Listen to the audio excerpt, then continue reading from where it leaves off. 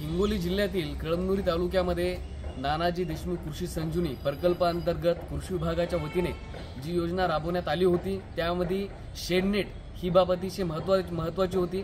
तर शेडनेट या बाबीमध्ये कळमनुरी तालुक्यामध्ये लाखो रुपयांचा भ्रष्टाचार आणि घोटाळा झालेला आहे। याची तक्रार गेली 1 वर्षापासून कळमनुरी वंचित बहुजन आघाडीच्या माध्यमातून आम्ही केलेली आहे आणि त्याचं फॉलोअप सुद्धा घेणं सुरू आहे। तसेच लातूर येथील कृषी सहसंचालक यांना आम्ही ही लेखी तक्रार केली होती। यांनी यामध्ये समिती देखील गठीत केली होती, पण त्या तक्रारी अर्जाचा यांनी परस्पर कृषी सहसंचालक आणि समिती या समितीने परस्पर त्या तक्रारी अर्जाचं त्यांच्या पातळीवरती काय केलंय काय नाही केलंय त्यांना त्यांचंच माहीत। याच अनुषंगाने आज हीच तक्रार की याच्यामध्ये पारदर्शकता यावी, दक्षता समितीने महाराष्ट्राच्या दक्षता समितीने याची दखल घ्यावी, ही तक्रार घेऊन महाराष्ट्राचे पुणे आयुक्त व तसेच महाराष्ट्र फलोत्पादन वनस्पती औषध मंडळ पुणे यांना आज आम्ही ही तक्रार घेऊन आलो।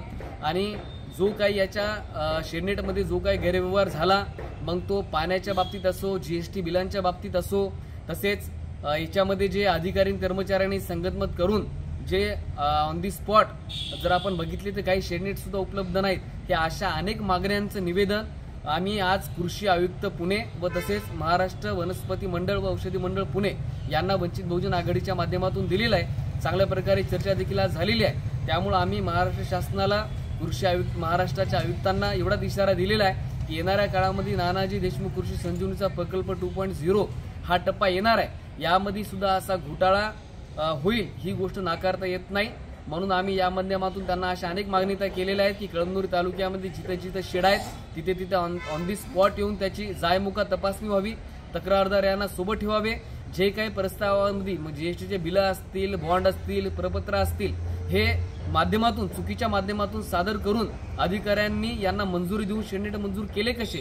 याच्यामध्ये सर्वात महत्त्वाचा भाग म्हणजे अनुसूचित जाती, अनुसूचित जमाती यांना देखील वगळण्यात आलेलं आहे। ग्राउंड पातळीला ग्रामपंचायत कृषी संजीवनी समितीच्या स्थापन केल्या होत्या, यांनी सुद्धा बोगस प्रकारे ठराव यांनी केलेला आहे। कुठेही वार्षिक मासिक ताळमेळ असेल, त्यानंतर नोंदी असतील, अभिलेखाच्या नोंदी असतील, कोणत्याही ग्रामपंचायतीला याची उपलब्धता नाही। या सगळ्यांची चौकशी व्हावी आणि या पाठीमागच्या दोषींवरती, शेतकऱ्यांवरती फसवणूक करण्यावरती तात्काळ याच्यावरती कारवाई व्हावी, अशा संदर्भात वंचित बहुजन आघाडी कळमनुरीच्या माध्यमातून महाराष्ट्राचे कृषी आयुक्त व तसेच महाराष्ट्र फलोत्पादन वनस्पती मंडळ यांना वंचित बहुजन आघाडीच्या माध्यमातून लेखी तक्रार केलेली आहे। येत्या 15 दिवसामध्ये यावरती तोडगा काढू व दक्षता समितीला हिंगोलीमध्ये पाठवू असे आश्वासन उपसंचालक पुणे आयुक्त यांनी आम्हाला दिलेले आहेत। पण असे नाही झाले तर येत्या 15 दिवसामध्ये वंचित बहुजन आघाडीच्या माध्यमातून पुणे कृषी आयुक्त यांच्या समोर धरणे आंदोलन, मोठ्या प्रमाणामध्ये धरणे आंदोलन वंचित बहुजन आघाडीच्या माध्यमातून होईल व याला जबाबदार हे कृषी विभाग असेल, याची दखल